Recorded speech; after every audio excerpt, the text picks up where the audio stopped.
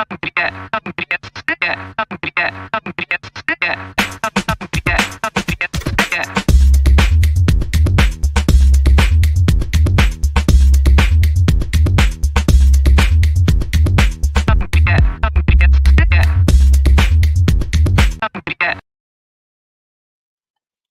don't know why I was so surprised, but hey, you want to do an episode intro? Let's do it.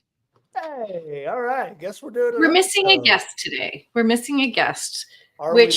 Stephanie? Are we? I don't know, which is, unfortunate. But as per usual, we seem to have the capability of being able to talk about anything, at least sounding like we know what we're talking about. I mean, we could just make some stuff up. I think it's great. What could possibly go wrong with this approach? You know what I don't trust? What's that? Atoms. They make up everything. Oh, you know what I'm gonna do? I'm gonna spring my dad joke on you later in the episode. I just gotta make sure.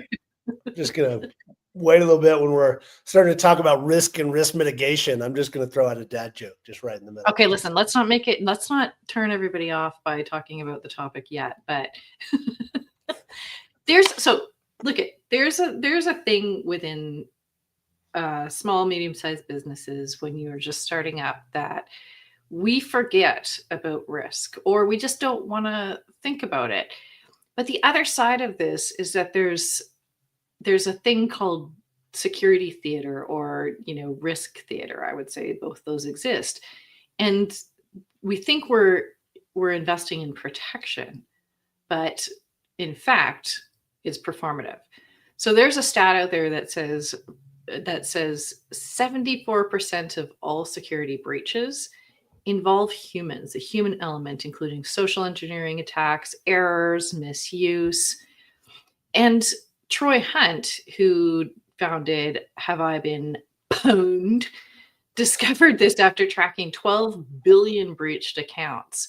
And the pattern was clear. Companies with elaborate security infrastructure fell to simple credential stuffing. And let's not explain what credential stuffing is, but the point is it's a very basic human-driven strategy, right? Because they ignored password hygiene at the employee level. So today we're going to talk about risk mitigation, security, and how we protect ourselves as founders. I'm your host, Stephanie Hayes, and with me is my co-host. Oh, come on. No adjective? No superlative? Nothing? All the adjectives that were going through my head, I was like, that's inappropriate. That's also inappropriate. I'm glad your prefrontal cortex is online this morning, Stephanie. That's good. It's good that we have that. So let's talk about risk. Let's talk about security and risk. This is not the first thing we think about when we are starting up a business. Let's be honest, right? And it used to be sort of the domain. See what I did there? The domain of just tech companies. But actually, I would argue that most businesses after a certain point now are at risk from a security perspective, just as much as a tech company would be. Now, tech companies have, digital assets that they need to protect as well, that are their product. But, any business nowadays can be taken down by a security breach. So when do we start thinking about this as a founder? When do we actually need to put it in place? And how do we stay away from security theater, which is, the performative actions that we take that don't actually really help us? I think it's such an interesting topic, because we as founders, we are eternal optimists. We want to believe that things are going to work out. When we see something with long odds, we go, no, it's fine. We'll figure it out. We'll overcome whatever obstacle that we have in front of us. Risk. It's like Han Solo said to C-3PO as they were going into the asteroid. Never tell me the odds. We're founders. We don't want to know odds. We want to go. We want to charge ahead, etc. But there's this entire other side of our business. And it is when you start a company, you have almost infinite level risk within that company. On day zero, on day one, anything can go wrong. Everything can go wrong.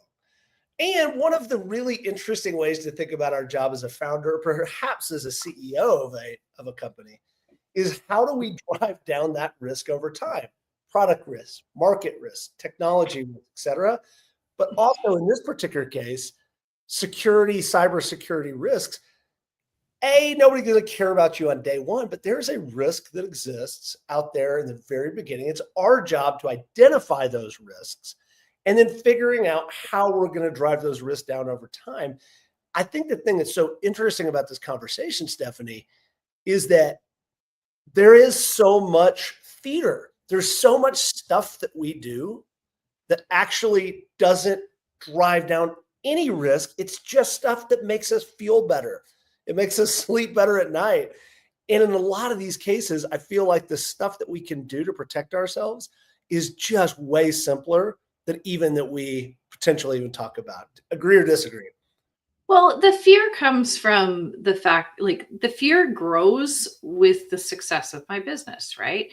And then, we all know how tenacious or how trepidatious it is to be, finding a little bit of success in business, and we want to protect it, and then we get scared, and then we become a victim of the what ifs, right? If there's a possibility that anything could happen, what if it happens to me and I want to protect myself regardless of whether it's a realistic risk or not? And so then we get into all of this stuff, right? All of these things that we put in place that actually may not even really be that effective. So what would you focus on? And I guess the second question I have is, like, what are we protecting? Right? What are we protecting? Yeah. It's this is going to be, so I'll start talking about just risk as a framework first, and I think we can talk a little bit about cybersecurity. The idea of how we go about this work, and I think it's a really interesting way to build companies that I don't necessarily know that I was always aligned with this theory, but going through a regular exercise and defining what are the things that could kill you. What things exist right now that if they happen, your company would be dead. And it might not be today, it might not be tomorrow, but it would kill your company. In our day, we were talking earlier about how, growing up in the early days of technology, a lot of my friends' companies got Googled. It was a verb. Somebody was working on basically Google Sheets, and they just launched a product that just for free that absolutely killed this company. Like, just, it was done. A big competitor. That is a absolute risk. It's not one that you can control, but that's a risk. And so I really like the exercise of, at the very least, quarterly going through and ranking what are your existential risks at a company. Is that something you've done or do, Stephanie? Yeah, every day. Not in my businesses so much, because I just don't have, we just don't have the nature of the business. But, arguably you should as an exercise, but you really have to find a way to do that without it becoming like fear mongering, right? Where you start taking all sorts of actions that are really misaligned with what is truly a risk. But I still come back to the question, what are you protecting? So traditionally you would think about, trade secrets or our IP. Yeah, if you're building a product, sure, IP. But I think that where most of the damage has been done with security breaches has been exposing conversations or exposing emails that have gone on between, like, it's a social thing, right? Like, it's a social risk. Have people Nobody wants to see our WhatsApp thread, Stephanie. Good Lord. If that gets hacked, how to founder, that might be an existential threat. on because our clean Yeah, dad jokes don't get so clean. death by dad jokes, right? Yeah, But right. it's true. Like I think there's an element to that ongoing review, which is like, but know what actually could hurt you, right? And so if you follow that thread and pull the thread of the sweater, what it comes down to is employee behavior. And that's why I think where a lot of the risk is what are people talking about in a public forum? What are people talking about? Like that's going to hurt you more times unless you got some way of, unless you're a bank or you're managing money or something and someone can hack in and steal all your money, right? But the most of the security breaches that have actually impacted a business have been around exposing documents, data, conversations that were just careless. So I think the biggest mediator is to ensure that your people are appropriately using your technology, and you know they have they have training, and they are the types of people that are not going to put the business at risk through their conversations, through their putting their documents that could be exposed in a place that are accessible and available. I don't know. What do you think? What I, are we what I are we protecting? it's actually as we kind of circle back around to saying what risks can we identify within the cybersecurity world as well.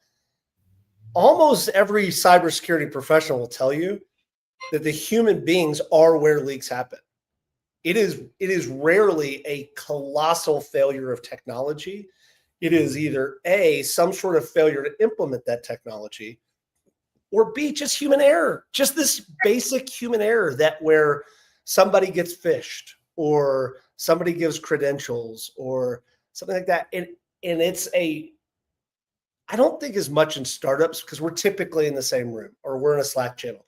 But in bigger companies, as you grow a little bit, it's this world that is really easy to manipulate people because there's fear and anxiety and excitement and opportunity, this big ball of emotions where people that want to or bad actors want to be able to take your stuff.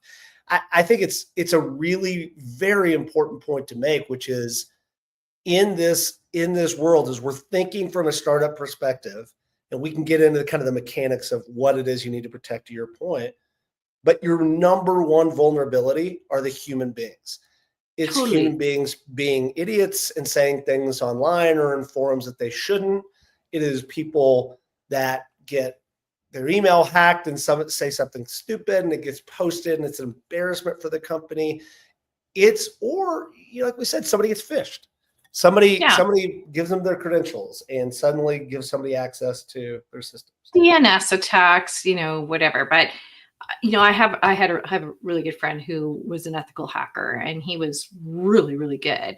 And he was like, listen, the biggest threat are, the workers who put their passwords on a sticky note in the front of their computer. Like they might be using all of the technologies to lock down their passwords, whatever. But, somebody comes to visit the office, has a meeting with someone. There's my sticky note with my password on it sitting in front of my computer. Like, he's like, that by far. He goes, if you know how to think like employees, you can find the ways into the business. Is it bad to have your password as password? Because that's what all my passwords are. No, that's really But secure. As long I as use it's it zero like as the opposed to an at O. sign. Oh, that's Yeah. super. Yeah. Sometimes I So, put a little exclamation mark, but I've, yeah, behind yeah, password. Yeah, it's a pretty yeah. good idea. I think so. The really interesting part of the conversation for me, Stephanie, is that as founders, we're constantly balancing this pull. And this is Guy Kawasaki wrote The Art of the Start and Art of the Start 2.0, incredible books. Every founder should read both of them. But he talks about looking through telescopes and looking through microscopes. And he says in business, we go through these phases where we're looking through telescopes, we're looking at the stars, we're taking the moonshot. And then when we're kind of turning back inside of our business and looking very granularly at what's going on, Talk to me about your sort of thought process when you're starting a company. To what degree are you having these thoughts around risk? What degree are you starting to try to put in risk mitigation systems? Because I think that for me at least, if a company, like I've started a lot of companies or a lot of projects even that didn't make it to company phase, that you just kill. And all that work to be thinking about systems and controls before something is real, before you're actually starting to make a lot of money, just seems like a waste to me. Is there a moment in time when you start to switch that around, or is that just, is it an instinct, or is there a metric that you look at? Well, quite honestly, like I think there's always got to be a balance because some people can go totally crazy on this and completely strategically lock down their business, right? Make it impossible to progress. It's like implementing agile when agile was first like the big thing. It's meant to keep the cadence of your work moving faster. And what it did was it actually completely stalled the whole business because there was so much adherence to, textbook methodologies. I think you do the same thing with some of these risk management strategies is you can, end up putting yourself in a position where they actually make it difficult for you to progress.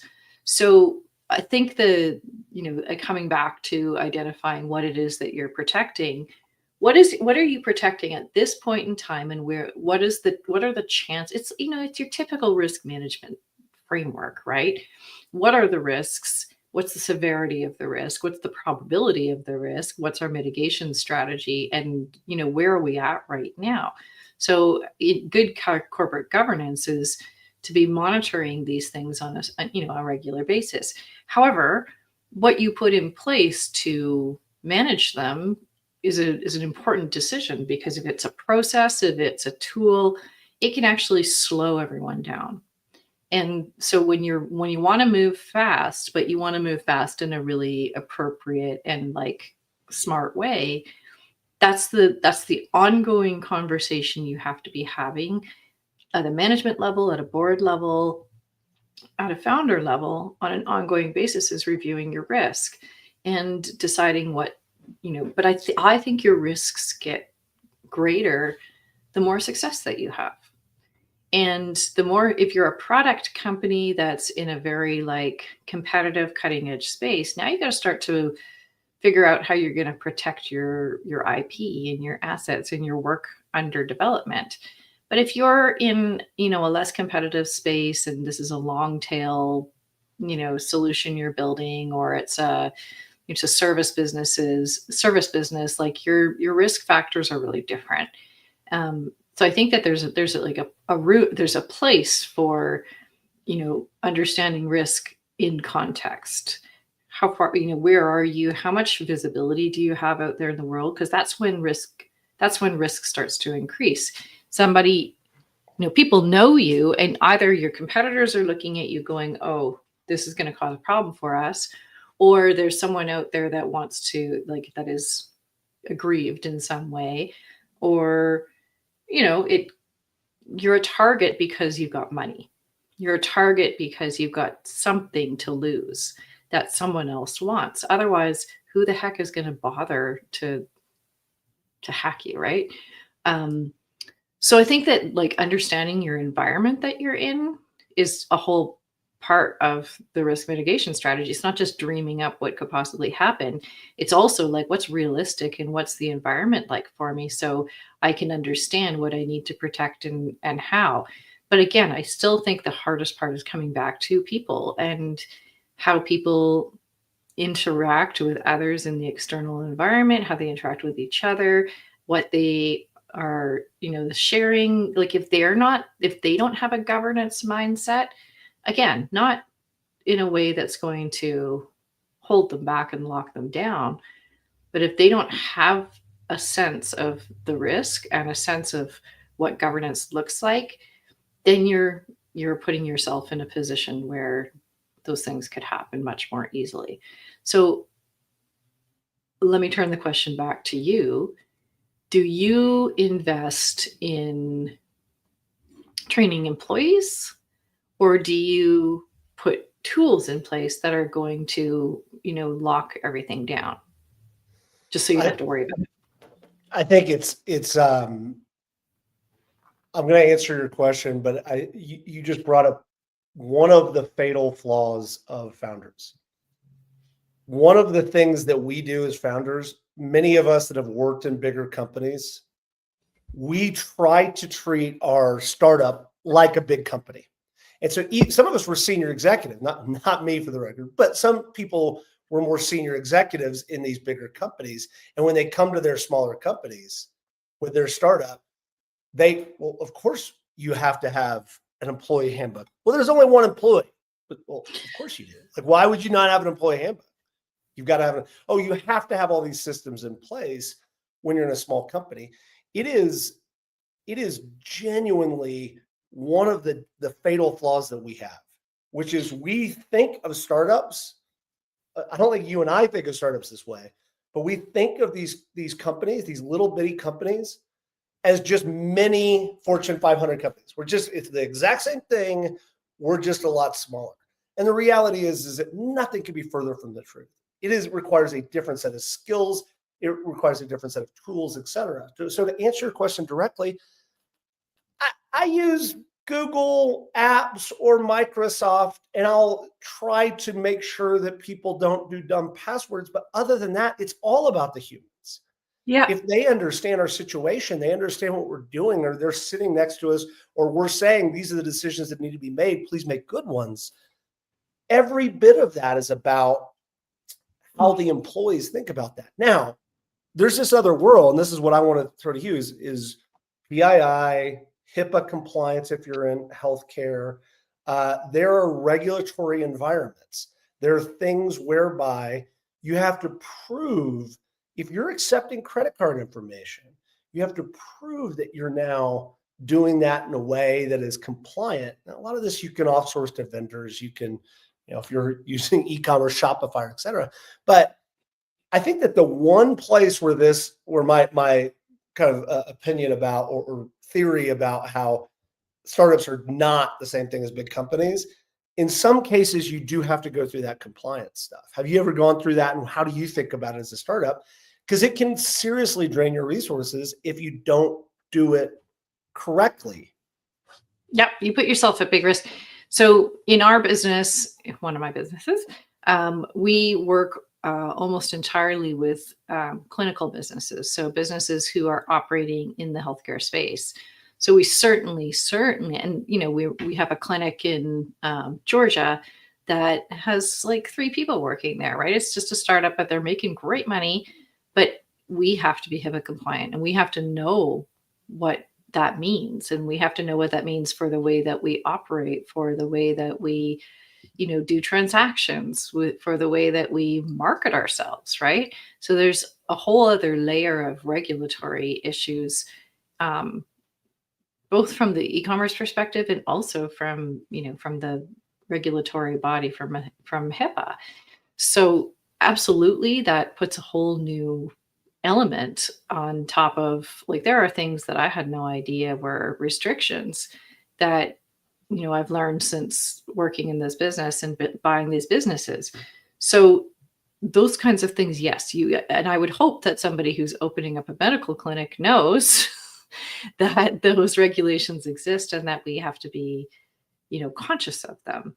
So absolutely, but then you have to have another layer of interpretation saying, how do our employees need to behave? And again, it comes down to like, certainly there's a risk of being fined or being, some legal action if we are not HIPAA compliant, but also there's a reputational risk, right? That especially for a local business like that, that's tricky, because if anything happened where there was some type of, breach of reputation, there goes the whole business, because they operate in just a local area, because it's an in-person business, it's a clinic, it's like feet on the street. So all of those things are super important, and businesses like that, even though there's only 3 employees, right? It's a tiny little business, still have to comply to regulatory requirements. And that can be really costly. That's why there are such barriers to entry for, certain industries like healthcare. There's a huge barrier to entry because of insurance, because of like regulatory requirements. There are lots of these regulated industries where innovation doesn't happen because innovation can only happen inside of a business that can afford to operate inside of those regulatory requirements. So it's a bit of a chicken and egg kind of thing, right? But in those cases, you just don't have a choice. Like you have to put in place, and you have to be thinking about that type of risk mitigation from the word go, even though you're tiny and it may be expensive to implement. I think that the thing, my thinking has changed on this since I've been working in my new company, Promptus, which is we are in a highly regulated environment. We work with FDA regulated products. We develop these products and try to bring them to market. The thing that's interesting, and this is my coworker Patrick is the one who's taught me this, which is you just have to read the directions, Stephanie. Like in HIPAA stuff, they put out regulations, and yes, they're a pain in the ass to read. For PII, for any of the other regulatory stuff, you have to sit down and read the directions. Now, as a founder, it's scary. And so my gut instinct is like, oh, I've got to go find an expert. I've got to find somebody in this space. But in the health tech world, in health tech startups, this is where companies go from, I've raised $30 million to get through FDA approval, et cetera, because nobody sits down and reads the directions or nobody's willing to take that risk on their own. They go through and try to hire these specialists that cost $250 an hour, when the reality is HIPAA's not trying to kill small businesses. They're just trying to protect people. And so you got to read the directions. Right. But okay, so let me give you another example. This is probably actually quite relevant. We are building a private equity fund right now, right? And we are just in the process of standing up the businesses and putting all of the structures in place.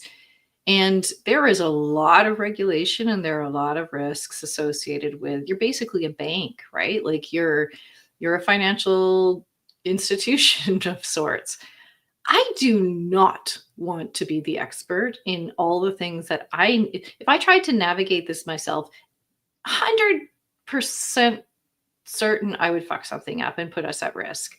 So, we hire a group who does this, who's just going to put all of the pieces in place for our foundation so that on the operations side of the fund, it's done. Like it's done by people who, and I will happily pay that money, happily, right? Because there's just too much for me to navigate. I want to focus on being the GM and, the fund manager and, acquiring the businesses and doing the things that I know how to do, but I want that container. So I will happily pay an expert to advise me. Now, I know that I have seen the absolute racket in the technology world around security, fear mongering, and all of the things. Like, if you want to make a lot of money, just be a security consultant. Like, just scare the hell out of people, right? Scare the hell out of people, right? Plenty And of stuff yes, to be scared of. legitimate for sure, but you've got to. I have seen so many of these public sector organizations just go nuts. Millions of dollars of spend on security infrastructure for no real reason, right? Like it's sure there's regulatory compliance to a certain extent, but they get sold a bill of goods because they don't have the experts on staff to be able to advise on what's necessary and what's not. And so it's all fear mongering, right?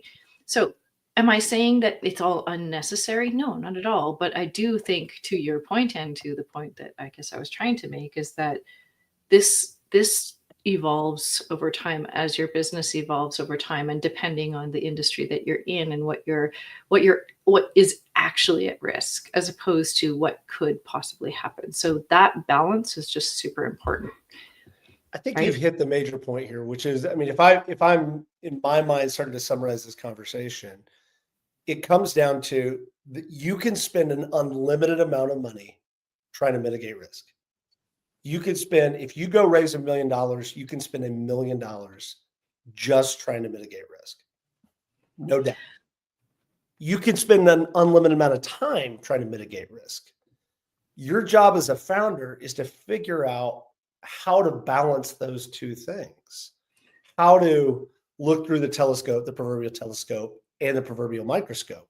What is the right balance of risk mitigation? And also, without understanding, to your point, Stephanie, what are we protecting? Like what is the actual assets here? If we're three dudes in a coffee shop, not showered coding, what's really being stolen? Code that you're going to throw away later anyway? I think you have to take a realistic look at that as well. I have two things to say to that. One, my post-grad work was all in innovation management, right? And studying innovation. And so many people are like, I don't want to put something out there because someone's going to steal my ideas. Ideas are free, man. Like it all comes down to execution, right? If you're going, your value is in your execution. Now, there's a second point here, which is possibly one of the reasons to overinvest in risk mitigation or risk management is when it becomes advantageous to selling. So I've seen many instances where some fear out in the general public has arisen. AI or the internet, we've been around long enough to know how many PIIs did we have to go through just to allow public education to have access to the internet, right? So when there is a public and prominent fear or concern or recent risk that's been exposed to the general population or to the population you're selling to, it could be a marketing tactic to overinvest in whatever the risk mitigation strategy is, because your clients don't want to buy from you unless you know that they know that you have solved this perceived problem, right? Or you might need to overinvest in risk mitigation for investors to feel comfortable investing in you. Like I've seen both things happen. So I'm wondering what your thoughts are on that. I think there's a saying about branding, which is nobody cares about your brand until people care about your brand. So it's that's the thing. It's like nobody cares until they care. You at some point, hopefully you have people around you that will say, hey, it's time to start caring. It's like actually time. If you're thinking about selling, you should start caring about these things. I have one question. I know we have to wrap up, but I have one question because I think it's super important. I've had founders, smart people tell me that they won't put anything about their company in AI because I won't put anything in there. It has to be associated with something that, I'll pretend my company is a different name or something like that within AI. To what capacity are you thinking about AI and risk right now, as far as information, as far as your data? I don't think we're putting our customers' social security numbers in AI yet, but is there some level there that you're starting to think about that as a risk? Well, there's two things to think about here, right? I actually just gave a presentation on representation in AI and how there's a risk that we are not conscious of the representation bias within AI tools, and that we start building, an AI tool that's familiar with us that is completely skewing who our messaging and who we actually want, or our strategy and who we actually want to target, because AI is just a big. I hate using the term AI because AI is a huge field of all this stuff, but usually what people are talking about is like the learning model, the large learning model, the models, the the chat GPTs or whatever. But those can only learn from what's out there already and what's dominant and prominent. And it you like it or not, it's it's been learning based on 30-year-old white males, right? And all sorts of other like things. It doesn't represent a lot of the margin, right? So we have to be careful how we're teaching our AI tools to understand us as a business and help us represent ourselves as a business. The second piece of this is that the fastest growing search is, or at least the search results, are AI generated search results, right? Like all the Google results are one thing, but the little piece that comes up now and explains to you what your, the nature of your question and summarizes everything, where do you think all of that information is coming from, right? It's the same strategy, it's the same tactic, and there are actually lots of organizations out there now teaching you how to do AI SEO, right? So the whole point there is that those results are now reaching out into all sorts of different data sources. So if you've got a data source that is not generally secure, or you are feeding, you got to be really, really clear and understand what you're feeding into these large language models, those large learning models, to and what the privacy is on them if you're feeding it information that is identifiable, sensitive, and oh, look at that. I got balloons. That was amazing. Your AI I don't know how I just did was that. telling you something. I don't know what that was, but that was pretty good. My point is like identifiable, sensitive, and like a trade secret, right? And the big models out there have to be able to piece all those things together in order to make sense of them, right? If they're going to become a risk to you. So if you are using these tools for things that you do not want out into the world, be very, very clear. Look at this. Be very, very clear what the privacy model is behind the tools and what you're sharing, because there's a really good chance that your de-identified data could be out there, and maybe even more than that. So I am not a fan of getting into these like fear cycles and buying into all of the fear mongering behind new technologies. But I would say be clear, take responsibility for knowing what's behind your tools, but utilize them in really appropriate ways that can drive your business forward. Like they can be really, really effective for you. So again, it comes down to that balance, right? Yeah, I like it. Yeah. All right. Speed round? Let's do it, Stephanie. Let's speed it up. Okay. Do you want to get emotionally ready for it? Hold on. Okay. All right, feeling good. Vaginal breathing, make sure that your heart chakra all the way.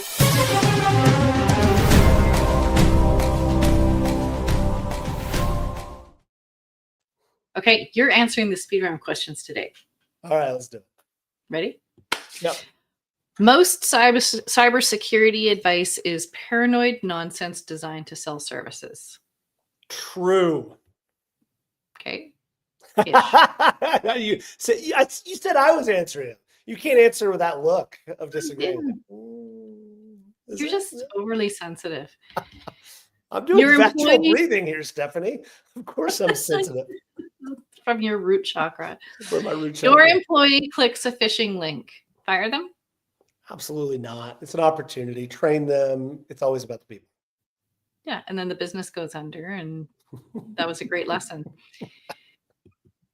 Which kills more businesses, actual breaches or fear of breaches?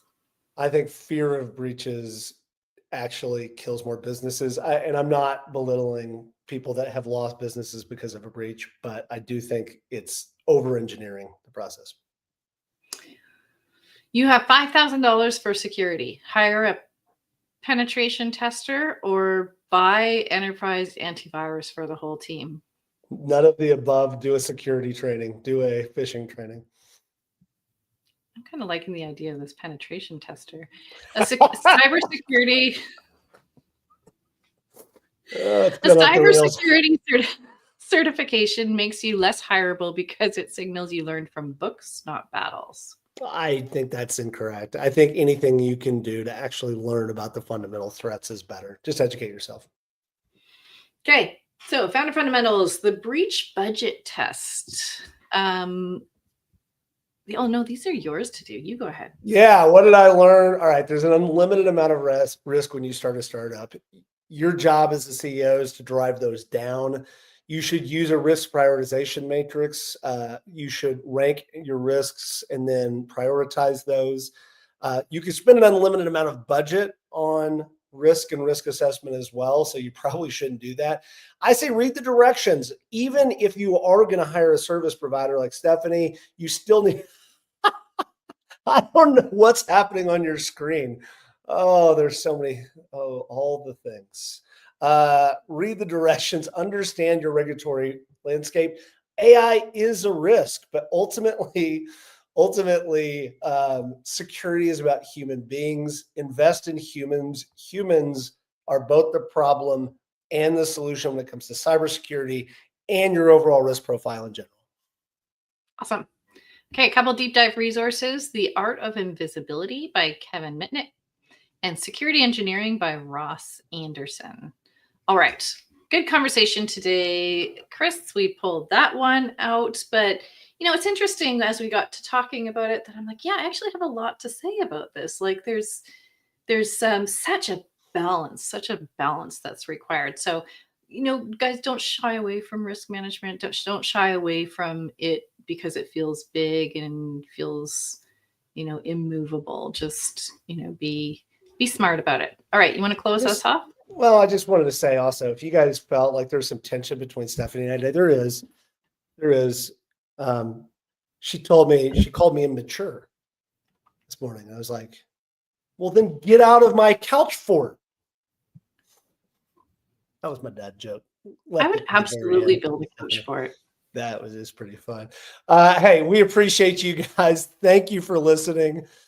Thank you for tuning in. Thank you for seeing, if you were watching on video, whatever the trick or treat shit that Stephanie was doing and balloons. And I have no idea what's happening here today. Talk about going off the rails.